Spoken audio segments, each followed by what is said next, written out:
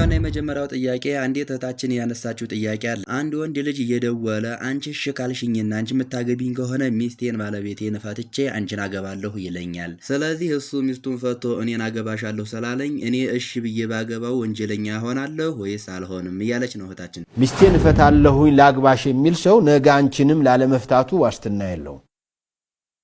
በትክክል ለትዳር የሚያምንና የሚቀበል ከሆነ እሷንም ይይዛለሁ አንቺንም ይይዛለሁ ካለሽ እንጂ እሷን አስፈትተሽ አንቺ ልትገቢ ካስበሽ ከሆነ ፈጽሞ ክልክል ነውና ጥንቃቄ እንድታደርጉ አደራ። አንዳንዶቹ ማፍታቱ ስለማይቀር ነው ይላሉ።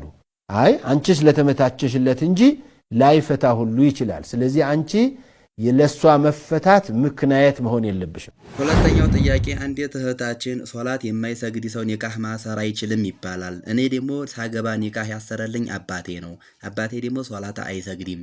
ስለዚህ የኔ ኒካህ እንዴት ነው የሚታየው በሸሪዓ? ኒካህ አለኝ ወይስ የለኝም? ከመታሰሩ በፊት ቢሆን ኑሮ ይሄ ኢንፎርሜሽን ባታደርጊው ጥሩ ነበረ። ለምን ወደ ማን ይከዳል? ወደሚሰግደው ወንድምሽ፣ ወደሚሰግደው ወንድሙ ወደዚያ ይከር ነበረ። አሁን ኒካሁ ታስሯል። እሱ ሙስሊም ነኝ ብሎ ነው የሚያስበው። እኛ ሀገር ላይ ሶላት የማይሰግዱ ሰዎች ሙስሊም አይደለንም ብለው አያምኑም። ያለኛ ላሳር ነው የሚሉት። እስልምና ጠባቂዎች ነን ብለው ነው የሚያስቡት። ገና አልደረሳቸውም። ይህንን ነገር ሰምተውት አይ እኔ ከእስልምና መውጣትም ቢሆን አልሰግድም ብለው የተውት ነገር ስላላደለ ኒካህሽን ዝም ብለሽ ቀጥለሽ ህይወትሽን ምሪ። እሱ ግን እንዲሰግድ አሁንም ጣሩ። አይሰግድም በኒካህ ጊዜ ብቻ አይደለም። የአባቶቻችሁን የዘመዶቻችሁን መስገድ አለመስገድ መጠየቅ ያለባችሁ ከኒካሁም በፊት ነው፣ ከመሞታቸው በፊት ነው። የነሱስ ኒካህ ምን ሊሆን ነው? እናንተስ ሳይሰግዱ ከወለዷችሁ የምን ልጆች ልትባሉ ነው? ስለዚህ ይሄ በአገራችን ላይ የሻፊዒና የሐነፊ መዝሃብ ነው አብዛኛው የተስፋፋው። የሐነፊና የሻፊዒ መዝሃብ ደግሞ የሶላት ያሳለፈ ሰው ሶላት የማይሰግድ ሰው ይከፍራል ወደሚለው ሁለቱም አይሄዱም።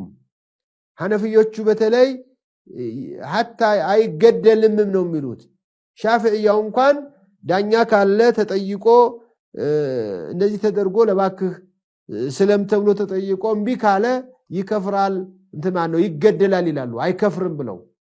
ስለዚህ እኛ ሀገር ያለው ሁለቱም መዝሃብ በጣም የተስፋፋው ሻፊዒያውም ሐነፊያውም ሶላት ያሳለፈ ሰው ይከፍራል የሚለው ላይ ስላላስተማረ ሙስሊም ነን ብለው ነው የሚያስቡት።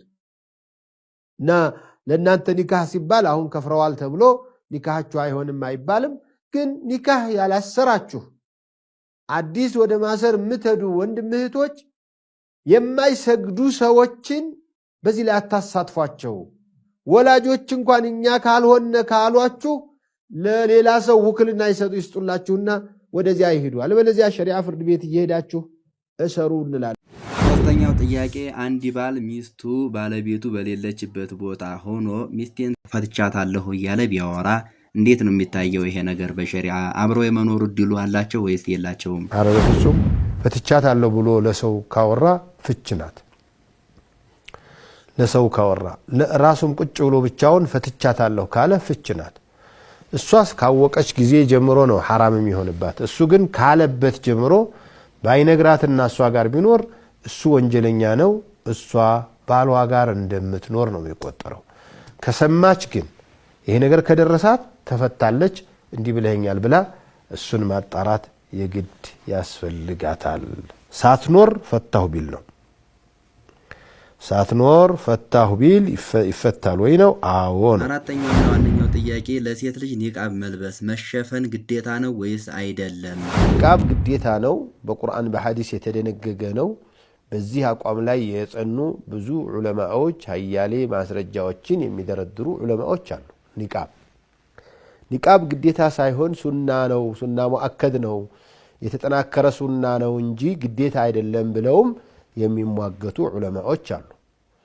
ሁለቱም የሚስማሙበት ግን ጊዜው በጣም በተበላሸበትና ሰዎች ሐያ በለጠፋበት ጊዜ ላይ ሙስሊም ሴቶች ራሳቸውን ህይወታቸውን መጠበቅና ከተለያዩ ፋሲዶች ጋጠወጦች ራሳቸውን መጠበቅ እንዳለባቸው ለማንም መዝናኛና መደሰቻ እንዳይሆኑ በተለይ ተኳኩለው ተዘጋጅተው ህይወታቸውን ልክ ወደ ባሎቻቸው የሚሄዱ ወይም ለዘመዶቻቸው ለአባታቸውና ወንድሞቻቸው አጠገብ የሚቀርቡ አይነት መስለው አጊጠው መቅረብን ሁሉም ዑለማ ያወግዛል። ሁሉም ዑለማ ኒቃብ ግዴታ አይደለም ያለውም ቢሆን እንዲህ ተበጃጅታ አጊጣ ተኳኩላ ያሉ የሌሉ ጌጣማ ልብሶችን ለብሳ ወጣ ወንዶችን መፈተንን የሚፈቅድ አንድ የሙስሊም ዓሊም።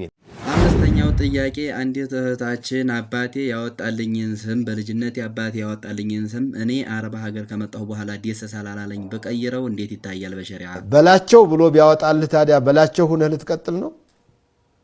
ብትቀይር ምን ችግር አለው? ቹቹ ብሎ ቢያወጣላት በኋላ ዘይነብ ብላ ብታወጣ እሷ ፋጢማ ብላ ብትቀይር ምንም ችግር የለውም። ዶክመንት ጋር ከተያያዘ በኋላ ያለ ነው እንጂ ችግር። ስድስተኛ ጥያቄ ቅንዲብን ማጥቆር ለሴቶች እንዴት ይታያል በሸሪዓ? የሆነ ነገር የሚቀባባ ነገር እየተጠቀሙ ቅንዲብን ማጥቆር እንዴት ነው የሚታየው በሸሪዓ? ይቻላል ወይስ አይቻልም? ይዘት መቀየር ተከለከለ ነው። ወላ አምረናሁም ፈላ ይغيሩነ ኸልቀ አላህ ይላል አላህ ስለ ሸይጣን ሲናገር። ወላ አምረናሁም ላአቲየነሁም ሚን በይኒ አይዲሂም ወሚን ኸልፊሂም ወዐን አይማኒሂም ወላ ተጅዱ አክሰረሁም ሻኪሪን እና ይበትኩነ አዛነ አልአንዓም ይላል። ጆሮን መቁረጥ፣ እንስሳዎችን በላየ ነገር ማድረግ፣ ሰዎችን ውቅራት ማድረግ የመሳሰሉ ነገሮች ሁሉ ተገየረ ኸልቂላህ አላህ በስነ ፍጥረት የሰጠህን ይዘት ማዛባት ነው። አላህ ቆንጆ አድርጎ አልፈጠረኝምና እኔን አስተካክለው እንደማለት ነው እና የተጠላ ነው በአጠቃላይ ማለት ነው። ግን ምናልባት የሚደረው ነገር ጠጉር የሌለው ሊሆን ይችላል በተፈጥሮ ወይም ደካማ ሊሆን፣ በተለይ ሴቶች ያው ቅንድብ ጠጉር ምናምን ከሌላቸው ውበታቸው በጣም ይቀንሳል። ያ ተጽዕኖ የሚያደርግ ነገር ከሆነ እዛ የሚረዳ ድጋፍ የሚሰጥ ነገር ማድረግ ይቻላል። ሲደረግ ግን ውዶ ውሃ የማይከላከል መሆን አለበት፣ ወይም ጀናባን የማይከላከል መሆን አለበት። የሚደረገው ነገር አንድ አካል ያለው ሆኖ የሚለጠፍ ነገር ከሆነ ውዶ ሲያደርግ ውሃ ከስሩ የማይገባ ከሆነ አይሆንም ማለት ነው። ምክንያቱም ውዶ ታልተደረሰ ለሶላት የለውጥ ጧሃራ ነው፣ ሶላቱ ውድቅ ነው የሚሆነው ማለት ነው። ግን እንደህና ዝም ብሎ ቀለም አለ ግን ውሃ ለመግባት አይከለክልም። ሰውነቱ ውሃ የሚገባ ከሆነ ያ ይቻላል ማለት ነው። ሰባተኛ ጥያቄ ሶላት እየሰገድኩ እያለ ብጠራጠር 4 ነው ወይ 3 ነው የሰገድኩት የሚለውን ነገር በጣም ብጠራጠር ምን ማድረግ ነው ያለብኝ? እንዴት ነው የሚታየው? እንዴት ነው የሚሆነው? 3 ነው 4 ነው ብሎ ከተጠራጠረ በ3 ያዝ። اذا شك احدكم في صلاته فليبني على الاقل ነው። አንዳችሁ ሶላት ላይ ከተጠራጠረ ከሸከከ ዝቅተኛውን ያዝ። على الاقل ወይ ተሐሪ አድርጎ በደንብ አድርጎ አስተንትኖ አስተውሎ በራሱ ላይ ያሸነፈውን ما غلب على ظنه ይይዛል። ያ ظنኑን ይከተልና በዛ ይሞላል ሶላቱ። ከዝቅተኛው ይዞ 2 ነው 3 ነው ካለ በ2 ያዝ። ዝቅተኛው 3 ነው የሚለው እስካላሸነፈ ድረስ 1 ነው 2 ነው ካለ 1 የሚለውን ያዝ። 3 ነው 4 ነው ካለ 3 የሚለውን ያዝ። ከዛ በኋላ ይሄን ካደረገ በኋላ በዛ ይገነባል፣ ይመሰርትበታል። ያንን መስርቶ በዛው ላይ ይሄዳል። ከዛ በኋላ ለሸኩና ለጥርጣሬው ሰጅደተ ሰሁን ካሰላመተ በኋላ ሰጅደተ ሰሁን ይወርዳል ማለት ነው። ስምንተኛና የመጨረሻው ጥያቄ አንዲት እህታችን ኒቃብ መልበስ ግዴታ መሆኑን ስለማወቅ ኒቃብ ልለብስ ነው ስላቸው ቤተሰብ ብትለብሽም ታዋልቂያለሽ አትለብሽም ተባልኩኝ። እንዴት ነው የሚታየው ይሄ ነገር በሸሪዓ?